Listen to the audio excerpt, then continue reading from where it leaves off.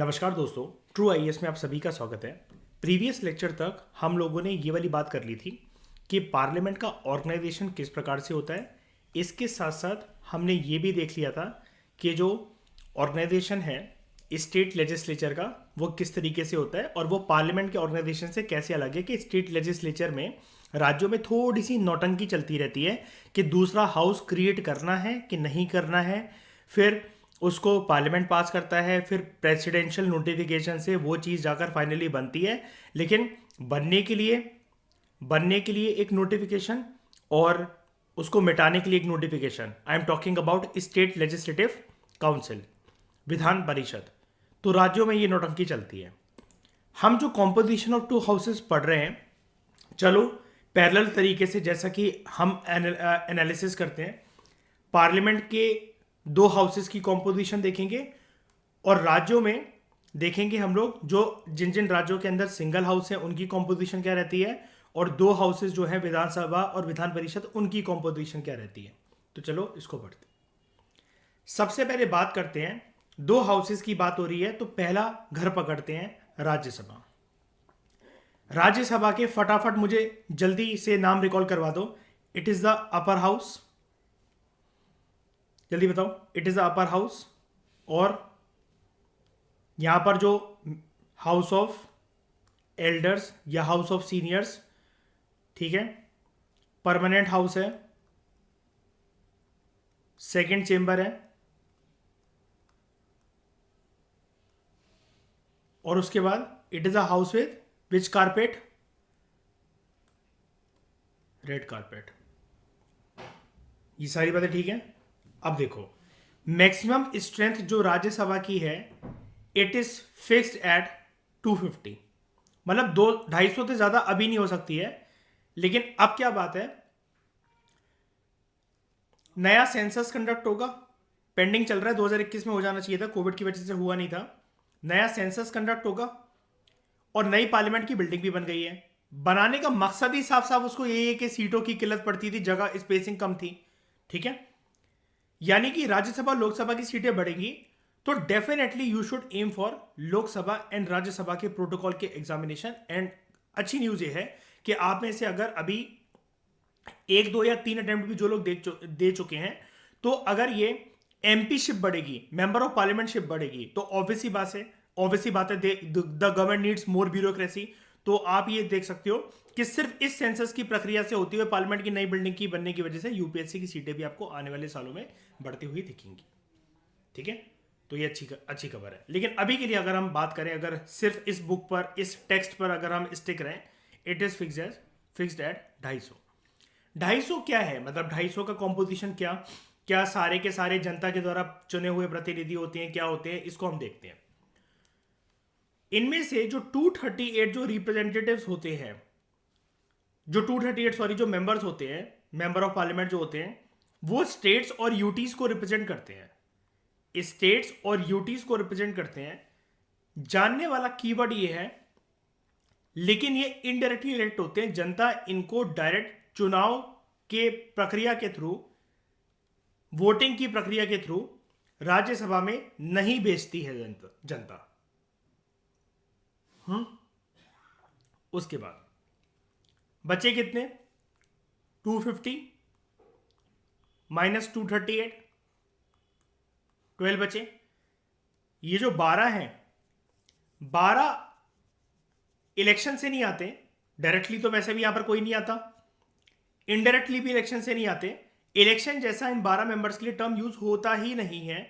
The term which is use is nomination.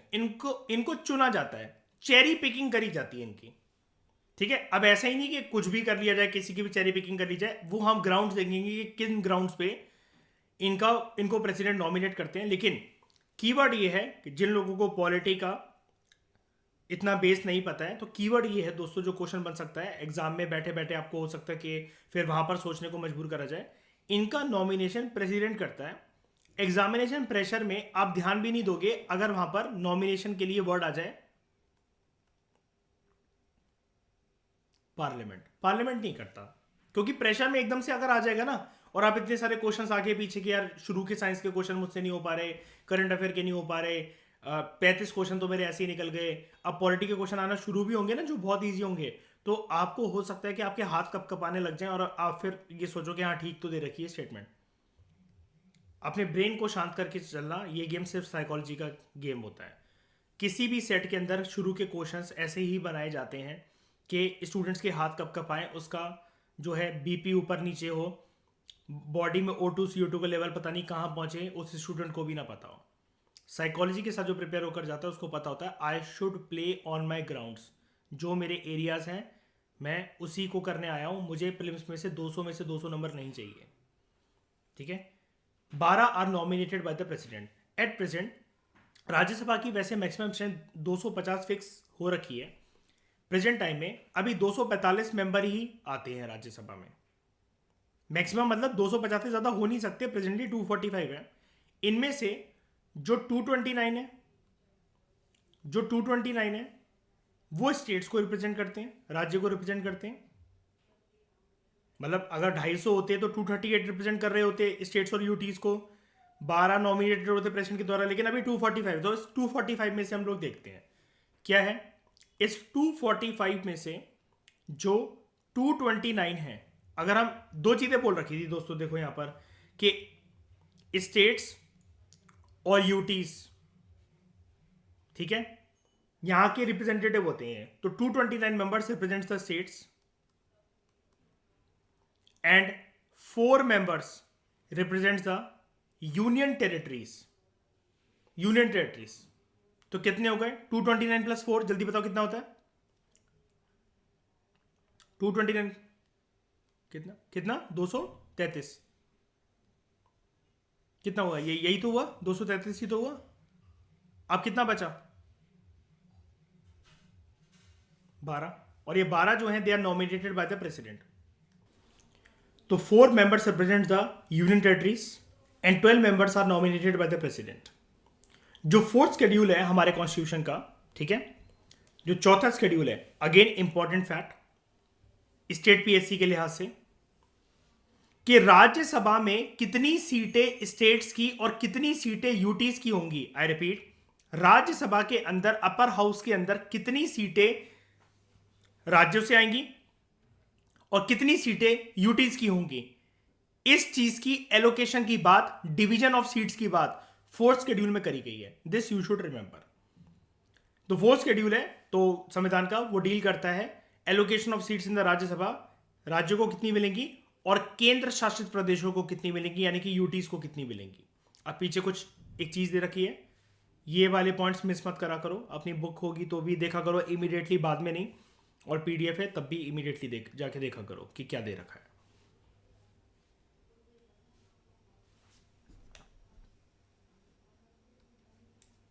ये कौन से राज्य को कितनी दे रखी है, इस टेबल को जरा एक बारी हम लोग देखते हैं। ठीक है, number of seats in Rajya Sabha, states ये हैं सामने हमारे, and these are UTs. Okay, जानने वाली बात क्या होती है इसमें, आराम से ठंडे दिमाग से सुनना।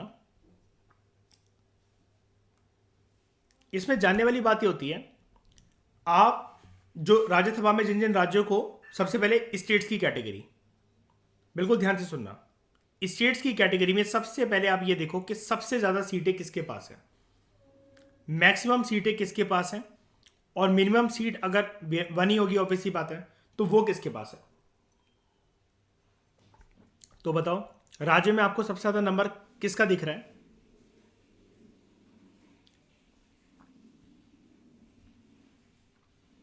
हाँ, लेकिन वो ये कि पता होना चाहिए ना, जैसे आते ऐसी क्वेश्चन है मयूर बहुत इजी, लेकिन उनको पता है एग्जामिनर को कि एग्जामिनेशन प्रेशर में कोई कर ही नहीं पाएगा, इतना कुछ सोच ही नहीं पाएगा, वो तो अपनी फैक्चुअल नॉलेज पुट आउट करने लग जाएगा पर्सन।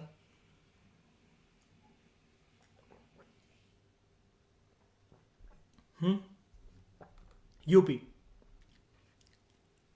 ये तो बट ऑब्वियस आंसर था अर्पित, है ना, क्या लोकसभा चाहिए हो पॉपुलेशन के हिसाब से, मैक्सिमम यूपी की।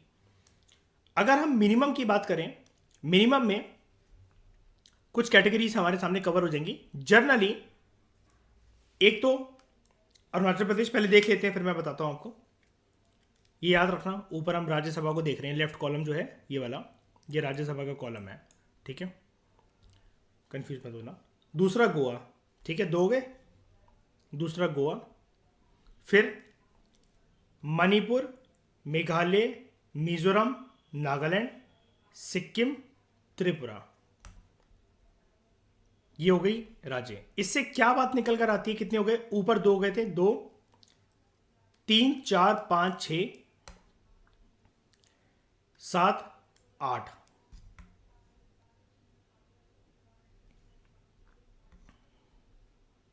बस एक बात याद रखना, मिनिमम स्टेट्स का जब भी जिक्र हो, नॉर्थ ईस्ट में सारे के सारे राज्य एक्सेप्ट असम सबकी एक ही सीट है।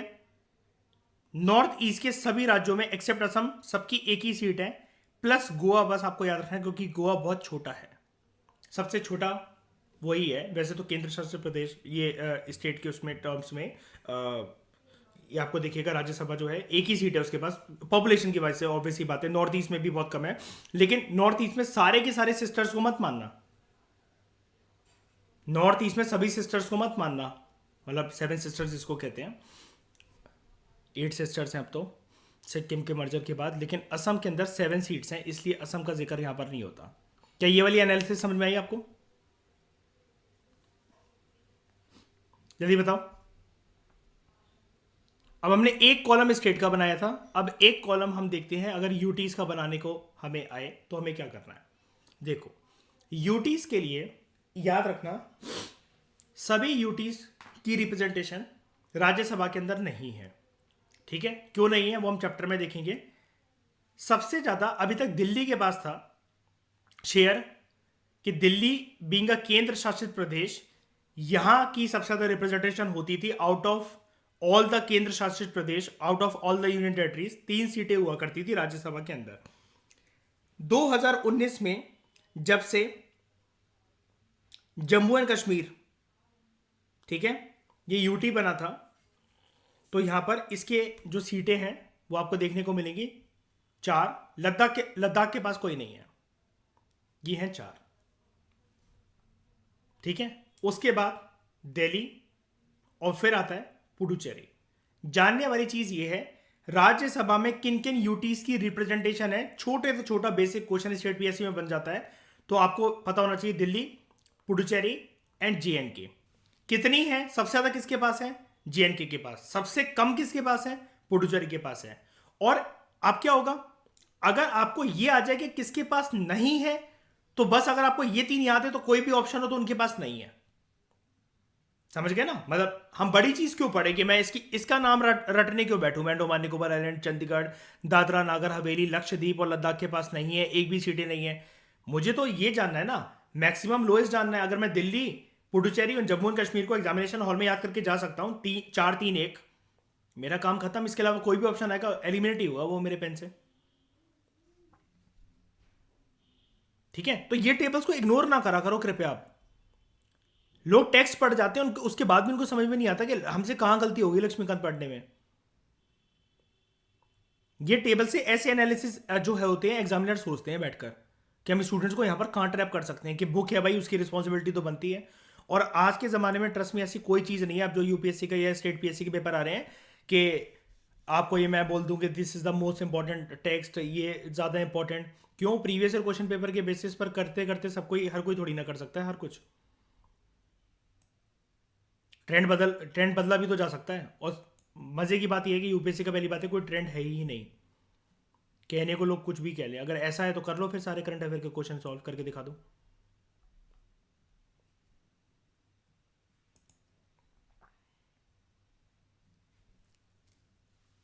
ठीक है। ये चीज़ क्लियर हुई,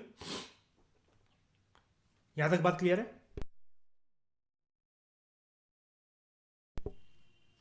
कोई दिक्कत, जल्दी बताओ, ठीक है। अब यहां पर जो बात चल रही है कि इतनी इतनी सीटें राज्यों के लिए होती हैं, इतनी इतनी सीटें केंद्र शासित प्रदेश के लिए होती हैं, और कुछ नॉमिनेशन वाले होते हैं, तो यानी कि हमारे पास डिस्कशन के लिए ना 3 कैटेगरी बन गई हैं। एक, राज्यों की रिप्रेजेंटेशन राज्यसभा में कैसी है, जो कि इनडायरेक्टली इलेक्टेड कराएंगे। यूटीज की कैसी है, अगेन जो कि इनडायरेक्टली इलेक्ट होकर आएंगे। और तीसरी कैटेगरी है नॉमिनेटेड मेंबर्स की कैसी है रिप्रेजेंटेशन। तो इन तीन कैटेगरीज के बारे में अब हम चर्चा करते हैं, ठीक है।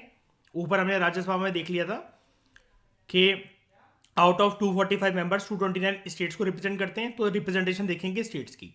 4 रिप्रेजेंट करते हैं केंद्र शासित प्रदेशों को, तो फिर यूटीज की देखेंगे। उसके बाद 12 होते हैं नॉमिनेटेड मेंबर, तो फिर नॉमिनेटेड मेंबर्स की डिस्कशन को देखेंगे। चलो अब इसकी प्रॉपर तरीके से कॉम्पोजिशन के बारे में बात करते हैं। और सबसे पहले स्टार्ट करते हैं अपना पहला एस्पेक्ट, रिप्रेजेंटेशन ऑफ राज्य। राज्यों की क्या रिप्रेजेंटेशन है राज्यसभा के अंदर। राज्यसभा में जाने के लिए जब भी राज्यों से कोई रिप्रेजेंटेटिव आता है, इनका चुनाव इनडायरेक्ट होता है। यानी कि हम घर से निकल कर जाकर इनके लिए वोट करने नहीं जाएंगे। कौन से लोगों के लिए? जो राज्यसभा में जाकर एमपी बनने वाले हैं। मेरी बात समझ पा रहे हो? हम इनके लिए वोट करने नहीं जाते। जनता डायरेक्टली घर से बाहर नहीं निकलती इनके लिए वोट करने। उन मेंबर्स के लिए, उन सांसदों के लिए, उन एमपी के लिए जो कि राज्यसभा में जाने वाले हैं। तो इलेक्शन मतलब जनता की डायरेक्ट भागीदारी तो नहीं होती, डायरेक्ट इलेक्शन तो नहीं होते हैं। तो भाई इनडायरेक्ट कैसे होते हैं फिर ये? यानी कि इनडायरेक्ट का मतलब ये है कि मैंने जिस उम्मीदवार को जितवाया है, शायद से वो इनको इलेक्ट करके, इनके लिए वोट करके वो भेज रहे हो। तो जी हां, कुछ ऐसे ही होता है। राज्यसभा में जो रिप्रेजेंटेटिव्स जाते हैं राज्यों से, ये सिर्फ राज्यों की बात चल रही है, कंफ्यूज मत हो जाना कि आप कल को दिल्ली भी दिमाग में ले आओ, पुडुचेरी भी ले आओ, जम्मू एंड कश्मीर भी ले आओ। नहीं, केंद्र शासित प्रदेशों की बात ही मत करना, ठीक है। राज्यों की बात हो रही है। राज्यों में क्या होता है? सारे के सारे राज्यों में हमें पता है विधानसभाएं होती हैं, स्टेट लेजिस्लेटिव असेंबली होती हैं। स्टेट लेजिस्लेटिव असेंबलीज के again very very very important keyword, जो इलेक्टेड मेंबर्स होते हैं। अगेन जो इलेक्टेड मेंबर्स होते हैं, क्या विधानसभाओं में, स्टेट लेजिस्लेटिव असेंबली में नॉमिनेटेड मेंबर्स होते हैं क्या? नहीं होते? होते हैं, होते हैं। जैसे एंग्लो इंडियन हमारे होते हैं ना, ये ऊपर। अभी तो हालांकि वो प्रक्रिया खत्म हो गई है। तो मयूर राज्यों में भी होते हैं, विधानसभाओं में होते हैं। अब हालांकि वो प्रक्रिया मतलब खत्म हो गई है, लेकिन फिर भी अगर कल को किसी और दायरे से नॉमिनेशन आ जाए, यहां पर जानने वाला कीवर्ड ये है शाइनी, इलेक्टेड मेंबर्स ही वोट करने का अधिकार रखेंगे। विधानसभाओं के नॉमिनेटेड मेंबर्स वोट करने का अधिकार नहीं रखेंगे। किनको?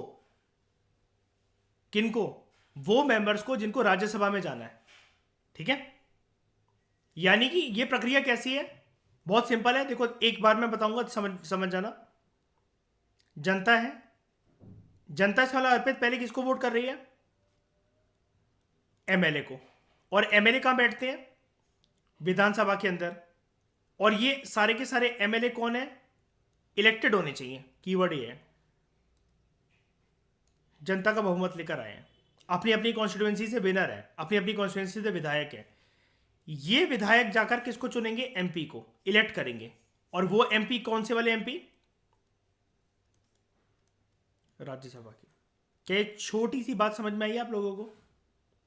एमपीपीएससी में जैसे 3 से 5 नंबर के जो क्वेश्चन आते हैं ना, दोस्तों का टाइम ना हो, इस प्रकार के डायग्राम आपको मार्क्स दिलवा सकते हैं। इस प्रकार के डायग्राम आपको मार्क्स अच्छे खासे दिलवा देंगे, कोई भी आपके नंबर नहीं काट सकता, पक्का। ऐसी क्रिएटिविटी आप मतलब अपने हिसाब से लेकर आओ। मैं ये नहीं कह रहा कि मेरी बेस्ट है वो है, लेकिन मैंने हर चीज़ों की शॉर्ट ट्रिक बना रखी है कि अगर 7 मिनट ना हुए करने को, पेपर में सिर्फ 120 सेकेंड ही है मेरे पास, तो मैं क्या करूं? तो हर टॉपिक का मेरा एक दिमाग में ऐसा एक स्ट्रक्चर रहता है। उसके बाद इलेक्शन जो है, जो चुनाव है, election is held in accordance with the system of proportional representation by means of single transferable vote.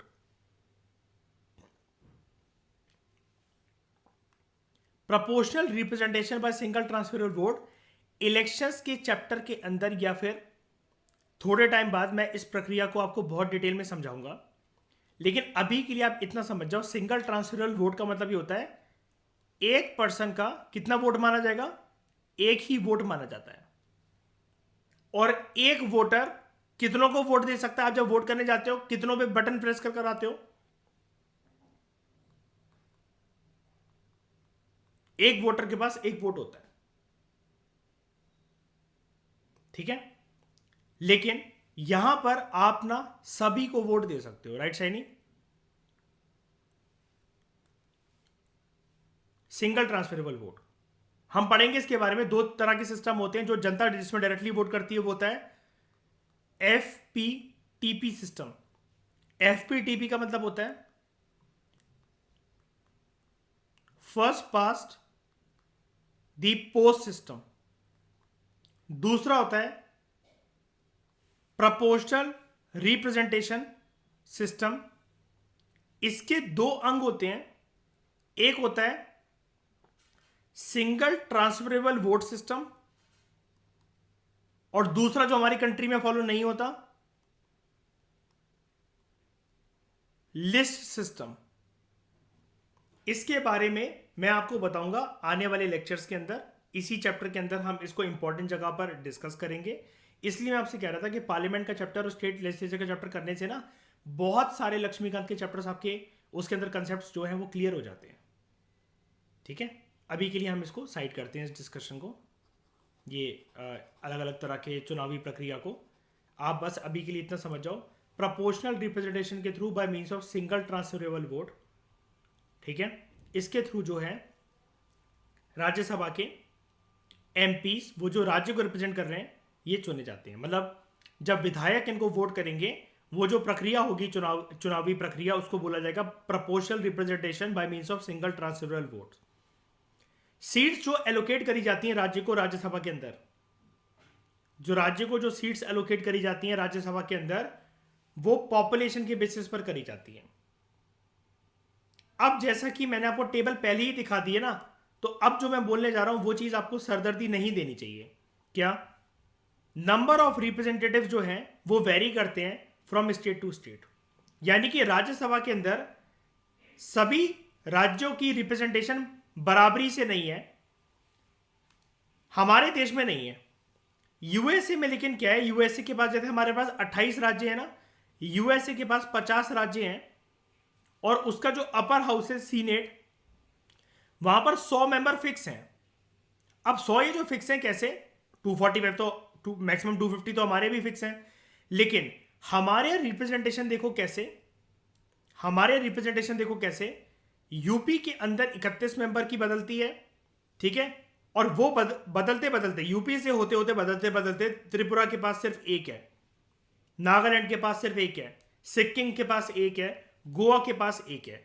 अब क्या होता है, मैंने आपको वो टेबल से वो एनालिसिस इसलिए करवाई थी, कई सारे जो रट्टेबाज स्टूडेंट होते हैं तो वो मयूर क्या सोचते हैं कि यहां पर दे तो रखा है कि यूपी के 31 मेंबर है और त्रिपुरा के पास 1 है, तो मुझे तो हाईएस्ट और लोएस्ट पता है कि राज्यसभा में रिप्रेजेंटेशन राज्यों की सबसे ज्यादा किसकी और सबसे कम किसकी, ठीक है। However in USA all states are given equal representation in the upper house, that is senate, irrespective of their population। उनकी जनसंख्या से कोई फर्क नहीं पड़ता, राज्य छोटा है बड़ा है, उस राज्य में आबादी जितनी मर्जी है। उसका एक सिंपल सा आंकड़ा है यूएसए का, 50 राज्य हैं, हर एक राज्य से दो दो उम्मीदवार जो है वो सीनेट में बैठेंगे। तो यानी कि senate is equal to composed of, its composition is composed of 100 members. ये वाली बात समझ में आई? हमारे लेकिन क्या होता है, रिप्रेजेंटेशन बदलती है, वेरी करती है। यानी कि किसी किसी राज्य की रिप्रेजेंटेशन इतनी, किसी की इतनी, किसी की इतनी, किसी की इतनी, किसी की इतनी, ये अलग अलग ये जो है राज्यों की ये जो बदल रही है रिप्रेजेंटेशन, वो सिर्फ और सिर्फ आबादी की वजह से, पॉपुलेशन की वजह से। क्या ये वाली बात आप सबको समझ में आई? बताओ, ठीक है।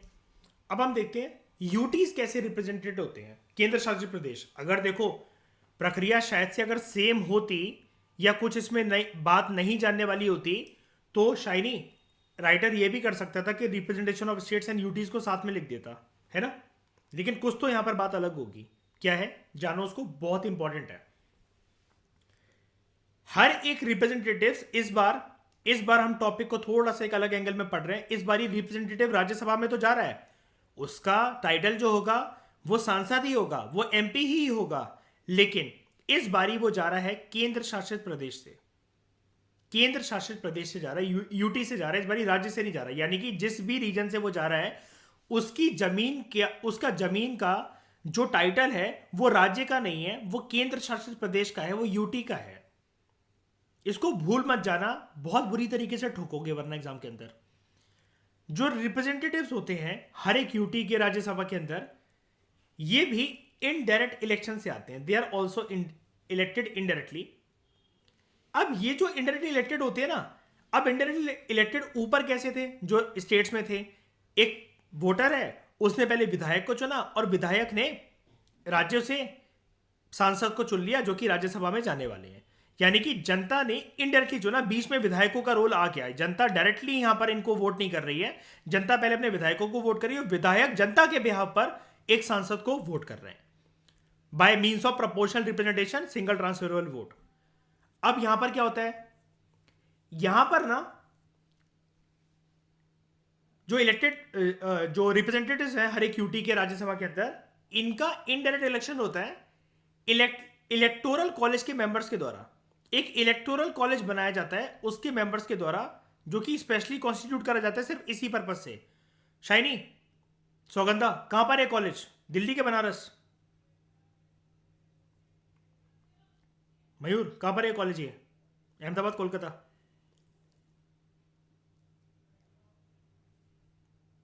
हाँ, ये कंसेप्ट है, ये कंसेप्ट है।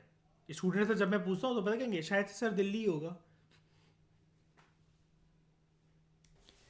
इलेक्टोरल कॉलेज क्या है सौगंधा? ये कंसेप्ट है। कंसेप्ट मतलब क्या, थोड़े टाइम के लिए, मतलब मान लो कि एक ना कुछ मेंबर्स की एक टीम बना दी जाती है, जैसे मान लो उसके अंदर कुछ कुछ होगा, कोई कोई होगा। अभी इलेक्टोरल कॉलेज ना कोई नई चीज नहीं है। यहाँ पर इलेक्टोरल कॉलेज की प्रक्रिया और किसके चुनाव में यूज होती है हमारे देश में? एक तो राष्ट्रपति और उपराष्ट्रपति भी, वाइस प्रेसिडेंट भी। तो कुछ मेंबर्स होते हैं सौगंधा इलेक्टोरल कॉलेज के अंदर, वो चुनते हैं इनको, वो चुनते हैं। लेकिन ये राज्यों के उसमें नहीं चुनेंगे। अगर कोई मेंबर को अगर भेजना है यूटी से राज्यसभा में भेजना है, तब ऐसा करा जाएगा। और ये वाला जो इलेक्शन होता है ना, इलेक्टोरल कॉलेज तो सिर्फ एक एडिशनल नाम आया यहां पर। ये इलेक्शन भी होता है in accordance with system of proportional representation by means of single transfer vote. आपने प्राइम मिनिस्टर जी की फोटो देखी होगी कई बार, अलग अलग एमपीज की फोटो देखी होगी कई बार सौगंधा, जब प्रेसिडेंट के इलेक्शन होते हैं। एमपीज और पीएम की फोटो देखी होगी पक्का, वो लोग वोट करने जाते हैं, डब्बा रखा होता है एक, देखा है? सेम ऐसे ही और वो जो प्रक्रिया चल रही होती है ना, वो इलेक्टोरल कॉलेज होता है। वो कंसेप्ट है, इसलिए आप समझ में आया? शाइनी, जानते हो ना इस चीज को? मतलब सही चीज है ना, कि मतलब ऐसा तो नहीं है कि समझ में नहीं आ रहा है ना, ये चीज है। तो जैसे राष्ट्रपति उपराष्ट्रपति के चुनाव होते हैं, उसमें भी इलेक्टोरल कॉलेज का कंसेप्ट यूज होता है, यहां पर भी होता है ना, है कि नहीं? अब एक बात मैं बता देना चाहता हूं, मैं जानता हूं कि आपके दिमाग में बहुत सारी, आप लोगों के दिमाग में असमंजस होगी कि सर इलेक्टोरल कॉलेज को एक बार प्रॉपर तरीके से समझा दो। अभी नहीं आया समझ में इतना कि मतलब ये लोग कौन है, कि मतलब ये क्यों बना ऐसा, और ये बनाने का काम किसका होता है। जस्ट वेट, अभी लेक्चर आगे कंटिन्यू होने दो, ठीक है? सारी चीज़ें समझ में आ जाएंगी। मैंने आपको देखो अभी इलेक्शन भी नहीं समझाया, first past the post system, FPTB system, list system, electoral college को भी, इन सबको जो मैं रोक कर रख रहा हूँ वो किसी पर्पज से रोक कर रख रहा हूँ। जब बात करनी होगी तब हम करेंगे। अभी क्योंकि क्या है, कॉम्पोजिशन ऑफ राज्यसभा में हम ये संख्या जान रहे हैं कि अलग अलग मेंबर्स कैसे हैं, कौन कौन से हिंदुस्तान की सीमाओं से आए हैं और कैसे कैसे आए हैं। यहाँ पर अगर हम ये वाली बात करने लग जाए ना, तो हमें 3-3 घंटे फिर एक वर्ड पे लगने लगेगा। जब रेलेवेंस होगी जिस जगह के बारे में बात करना, उसके बारे में करेंगे, मिस कुछ भी नहीं होगा आपका, डोंट वरी। उसके बाद आउट ऑफ द 9 यूटीज, अब तो 9 नहीं है, कितनी हो गई हैं? कितनी हो गई हैं यूटीज? 8। 8 कैसे, किसको मर्ज कर दिया गया, हालांकि उसका नाम अभी तक नहीं रखा गया नया? हाँ, Dadra and Nagar Haveli and Daman and Diu, 4 bar D D D D D D, ठीक है? आउट ऑफ द 8 यूटीज सिर्फ 3 के पास, दिल्ली, अब पीछे टेबल दिखा दिया था, ये भी इजी है, दिल्ली, पुडुचेरी एंड JNK, सिर्फ इन्हीं की रिप्रेजेंटेशन है राज्यसभा के अंदर। अब जो पीछे से टेबल देखेगा नहीं वो ठुकेगा एग्जाम के अंदर। क्या ठुकेगा पता होना चाहिए। दिल्ली के पास कितनी सीटें? 3। पुडुचेरी के पास कितनी सीटें? 1। JNK के पास कितनी सीटें? 4। सबसे ज्यादा किसके पास? JNK। सबसे कम किसके पास? पुडुचेरी। और केंद्र शासित प्रदेशों में से किसकी रिप्रेजेंटेशन बिल्कुल भी नहीं है राज्यसभा के अंदर? बस, अदर देन दैट जो भी है, लेकिन वो पता होना चाहिए इसमें कि मतलब केंद्र शासित प्रदेश हैं कौन कौन से। पता चला यार मयूर, कहीं सोचो आप बैठ के, यार ये तो पढ़ा ही नहीं, यार ये तो केंद्र शासित प्रदेशों का तो नाम ही याद नहीं आ रहा पेपर के अंदर बैठ के। ठीक है, जो पॉपुलेशन है बाकी 5 की, बाकी 6 तो नहीं होंगे, बाकी 5 की जो यूटीज की है वो बहुत कम है कि उनका कोई रिप्रेजेंटेटिव भेजा जाए राज्यसभा के अंदर। इतनी भी पॉपुलेशन नहीं है। अब आपको कि इतनी भी पॉपुलेशन नहीं है, एक बंदा तो रह रहा होगा वहां पर। तो देखो क्या होता है चुनावी प्रक्रिया में, जब हमें एक ना पॉपुलेशन का एक दायरा बनाना होता है कि यानी कि अगर इतनी इतनी पॉपुलेशन अगर होगी, इतनी पॉपुलेशन से एक MP यहां से भेजा जाएगा। जब इतनी पॉपुलेशन होगी तो दूसरा MP भेजा जाएगा। जब इतनी पॉपुलेशन होगी तो तीसरा MP भेजा जाएगा। और जब इतनी पॉपुलेशन होगी जो चौथा MP भेजा जाएगा। कहने का मतलब क्या है, पॉपुलेशन में भी ना एक मिनिमम कोटा होता है। इतनी मिनिमम पॉपुलेशन होनी ही चाहिए। अगर इतनी मिनिमम पॉपुलेशन नहीं है, अगर इतनी मिनिमम पॉपुलेशन का कोटा नहीं है, तो फिर एक सिंगल पर्सन को भी वहां से MP के लिए, मेंबर ऑफ पार्लियामेंट के लिए नहीं भेजा जाएगा राज्यसभा के अंदर। इसको हम सिंप्लीफाई कर देते हैं। कैसे? देखो, मान लो सौगंधा, ऐसा डिसाइड कर रखा है हमारे देश में, वो मैं बताऊंगा, डेलिमिटेशन कमीशन वगैरह, इलेक्शन कमीशन, ये लोग सारे मिलकर एक पूरा एक तिकड़म बनाते हैं। लेकिन मान लो एक हमारे देश में ऐसा रूल है शाइनी, मान लो सेंसस के हिसाब से, 2011 के सेंसस के हिसाब से एक रूल ये चल रहा है। सारी चीज़ों को देखने के बाद वो हम देखेंगे रूल कैसे बनता है, क्या बनता है, डेलिमिटेशन कमीशन का क्या रोल है, इलेक्शन कमीशन का क्या रोल है, कॉन्स्टिट्यूएंसी का क्या रोल है।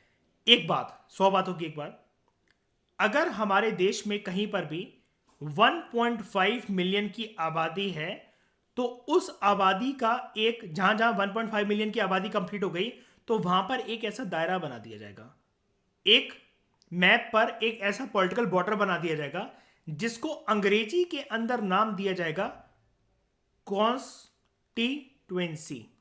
कॉन्स्टिट्यूएंसी।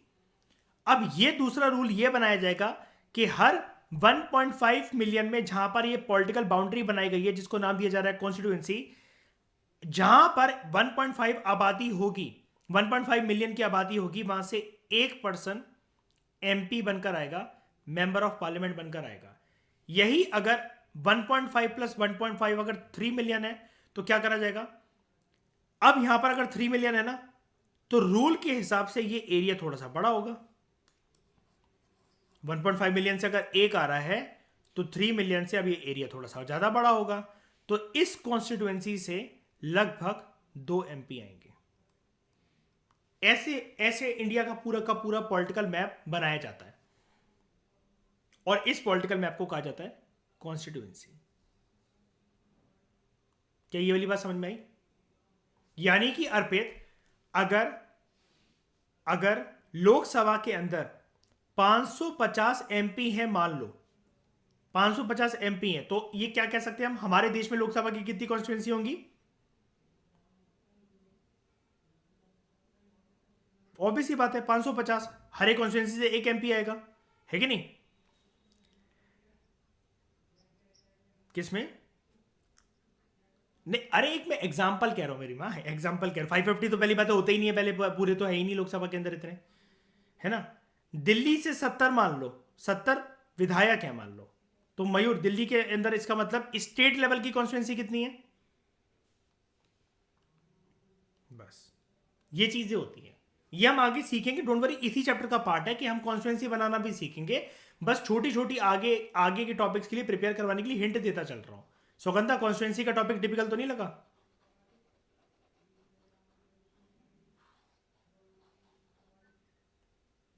हाँ, 2011 का ही अभी चलता है क्योंकि सेंसस कंडक्ट होना था और नहीं हो पाया, अभी बहुत पेंडिंग चल रहा है। काफी सीटें बढ़ेंगी, वही तो मैंने बोला, इसलिए तो यूपीएससी की सीट और लोकसभा राज्यसभा के प्रोटोकॉल की मैंने शुरू में इस लेक्चर में बात करी। एक बात और याद रखना, ये हालांकि करंट अफेयर बनेगा बाद में, मैं बता पहले दे रहा हूं, 2021 का सेंसस, अब मुझे नहीं पता वो लोग 21 का नाम ही रखेंगे या फिर क्या नाम रखेंगे, मान लो 2023 का सेंसस जो होगा, इसके बारे में एक यूनिक बात यह है, this will be the first digital census of India. ये करंट अफेयर बनेगा बाद में, बता मैं पहले रहा हूं, ठीक है। This will be the first digital census of India.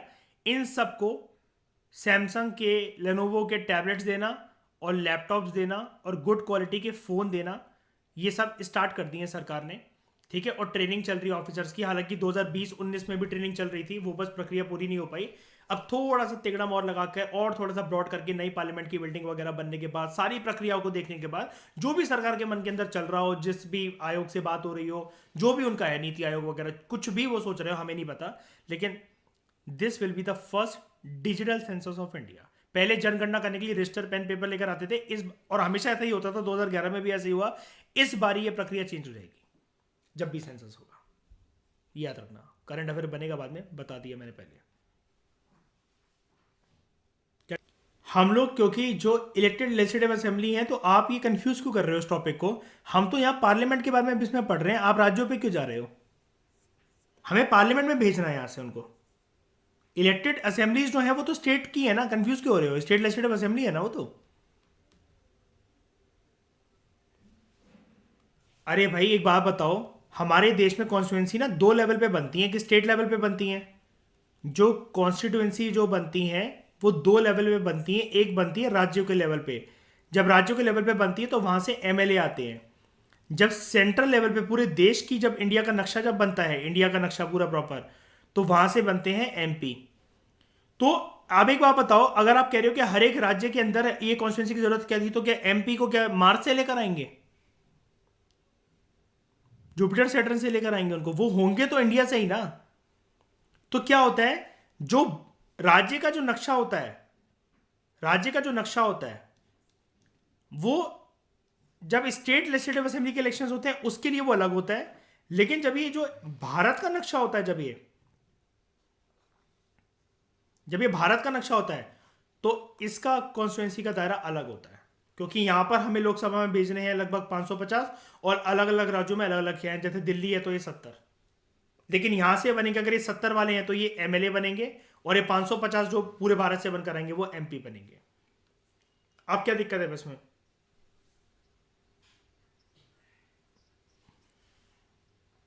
Base में वो यूटी से जब वो होते हैं तो इलेक्टोरल कॉलेज इसलिए बनाई जाती है। तो मुझे एक बात बताओ ना, यहां पर विधानसभा कहां पर है अब? पुडुचेरी में है विधानसभा?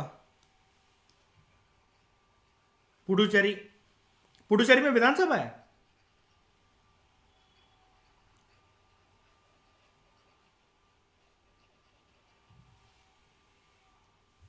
नहीं, मैं पूरे ओवरऑल पुडुचेरी, दिल्ली और ये सारी की सारी यूटीज के बारे में पूछ रहा हूं कि यहां पर विधानसभाएं हैं सारे। अच्छा, चंडीगढ़ में विधानसभा है शैनी? इधर है उसके बाद भी, लेकिन हम यहां से जो है पॉपुलेशन के बेसिस पर अगर बिस में हमें करना है, तो उन्होंने इलेक्टोरल कॉलेज की प्रक्रिया रख रखी है। उसका सिंपल सा मकसद सिर्फ इतना है कि जो मेंबर्स है ना, वो स्टेट्स के साथ, मतलब जो स्टेट से जो जाएंगे इनडायरेक्ट इलेक्शन से राज्यसभा के अंदर, उसके साथ कंफ्यूजन ना हो। तो यूटीज की प्रक्रिया इन्होंने अलग बना रखी है, because population as compare to states UTs की कम है, और किसी किसी में तो इतनी भी नहीं है कि वहां से एक भी मेंबर जा सके। आपके दिमाग में यह होगा कि यहां पर इलेक्टोरल कॉलेज का प्रोसीजर बनाया क्यों? इसके लिए आपको डेड बॉडीज के पास जाना पड़ेगा, कॉन्स्टिट्यूशन मेकर्स की। अब ये तो वही वाली बात हो गई ना कि आप ये पूछो कि हमने पार्लियामेंट्री सिस्टम क्यों अडॉप्ट करा, प्रेसिडेंशियल सिस्टम क्यों नहीं अडॉप्ट करा। डिबेट्स हैं इसके पीछे। इलेक्टोरल कॉलेज की प्रक्रिया इसके लिए बेस्ट सूट कर रही थी, बस इस वजह से। कोई कंपल्शन नहीं है, चाहने को तो हम ऊपर वाली उससे भी प्रक्रिया करवा सकते हैं, कोई टेंशन नहीं है। मतलब आपका डाउट बिल्कुल ठीक है कि चाहने को हम यहाँ पर इलेक्टोरल कॉलेज ना रखकर, जैसे राज्यों के मेंबर्स को भेज रहे हैं हम लोग पार्लियामेंट के अंदर, वैसे यहाँ पर भी भेज सकते थे। लेकिन प्रक्रिया बस एक बनाई गई है, प्रोसेस है बस एक, जैसे हर चीज का प्रोसेस है हमारे कॉन्स्टिट्यूशन में अलग अलग चीजों का। जो यूटीज होती हैं वो ऑब्वियसली बात है सेंट्रल गवर्नमेंट के द्वारा कंट्रोल होती हैं। वहां पर जो होता है उनका एजेंट होता है कौन कंट्रोल करने के लिए? गवर्नर। और यूटीज में जो होता है उसको बोलते हैं एलजी, लेफ्टिनेंट गवर्नर, जिसको एडमिनिस्ट्रेटर भी बोला जाता है कहीं कहीं उसमें, है ना। जैसे दिल्ली में एलजी बोला जाता है, अंडोमान निकोबार में एडमिनिस्ट्रेटर बोला जाता है। मतलब इसमें ये पूछ रहा था कि जैसे राज्यों में जो एमपीज हैं, जैसे जनता ने एमपी को वोट, एमएलए को वोट करा, सॉरी एमएलए, जनता ने एमएलए को वोट करा और एमएलए ने एमपी चुन लिया यहाँ से। तो इन यूटीज के अंदर दिल्ली, पुडुचेरी और जम्मू एंड कश्मीर के अंदर भी विधानसभाएं हैं, यानी कि वहां पर भी एमएलए हैं। तो वो फिर ऐसा प्रोसीजर क्यों नहीं चुन रहे हैं? क्योंकि एक तो बिजनेस का सबसे बड़ा रीजन ये है कि सारी की सारी यूटीज के अंदर अभी भी विधानसभाएं नहीं है। बात ये भी है, इस पर्पज से भी रखा गया था। सबकी पॉपुलेशन इतनी नहीं है कि वहां से एक भी मेंबर जा सके, तो उन्होंने एक स्पेशल प्रोसीजर बस चुन लिया इलेक्टोरल कॉलेज का नाम देकर। सेंटर की दखल अंदाजी तो होती है। दखल अंदाजी क्या मतलब, रियल देखो जो कमांड जिसकी होती है यूटीज की, वो सेंट्रल गवर्नमेंट के हाथ में ही होती है। ठीक है, इसमें मतलब इतना मत सोचना कि ऐसा पॉलिटी में जाओ वर्ड टू वर्ड एनालिसिस, लेकिन वर्ड टू वर्ड एनालिसिस मैंने वर्ड टू वर्ड एनालिसिस बोला है, इसमें लेटर टू लेटर एनालिसिस नहीं बोला मैंने। ठीक है, कि सर प्रेसिडेंट को सर प्रेसिडेंट ही क्यों बोलते हैं, इसको पी से इसकी स्पेलिंग क्यों है, ऐसे भी नहीं करना यूपीएससी। ठीक है, नॉमिनेटेड मेंबर्स, प्रेसिडेंट नॉमिनेट करते हैं 12 मेंबर्स को राज्यसभा के अंदर, जिन लोगों को स्पेशल नॉलेज होती है और प्रैक्टिकल एक्सपीरियंस होता है इन 4 फील्ड्स होती हैं: literature, art, science and social service. Art, literature, science and social service. अब Sachin Tendulkar was an exception in this case, लेकिन उनके क्रिकेट के टैलेंट को एक प्रकार का एक आर्ट माना गया था। सचिन तेंदुलकर इस चीज में जब आए थे तो काफी बवाल उठा था नॉमिनेट होकर। ठीक है, लेकिन यहां पर उनके टैलेंट को आर्ट का नाम दिया गया था। ठीक है, that it is a art, he was a master blaster. The rational behind this principle of nomination ये है कि हमारे देश में जो बहुत ज्यादा जो काबिल लोग हैं, गिनती के गिने चुने, मतलब पार्लियामेंट को मयूर ऐसा समझ में आता है कि 12 ही लोग हो सकते हैं राज्यसभा के अंदर काबिल। ठीक है, एमिनेंट पर्सन के उनको एक प्लेस दी जाए राज्यसभा के अंदर और बस उनको चुनावी प्रक्रिया से होकर ना गुजरना पड़े। लेकिन अमेरिकन सीनेट के अंदर, अमेरिका के अपर हाउस के अंदर इस प्रकार का कोई भी नॉमिनेटेड मेंबर नहीं होता है। राज्यसभा के अंदर होते हैं 12। ठीक है, ये सारी की सारी चीजें आपको नहीं देखने को मिलेंगी अगर आप अभी से अपना बेस प्रिपेयर कर लो ना। नए पार्लियामेंट का जो भी प्रोसीजर होगा, जो भी चीजें आएंगी, आपको वर्ड टू वर्ड एक एक चीज जो है बस थोड़ा बहुत ऊपर नीचे आपको सब कुछ नया देखने को मिलेगा। ऊपर ही मिलेगा, नीचे तो कुछ नहीं मिलेगा। नंबर बढ़ते ही देखेंगे आपको ये सारे के सारे। और हो सकता है कि पता नहीं प्रोसीजर को करने को कुछ भी कर दे कि करंट सरकार पे ये भी है कि नॉमिनेटेड मेंबर जैसे राज्य लोकसभा में खत्म कर दिए हैं, हो सकता है राज्यसभा में भी खत्म हो जाए या बढ़ जाए, कुछ भी हो सकता है, उसमें तो कोई कुछ नहीं बता सकता।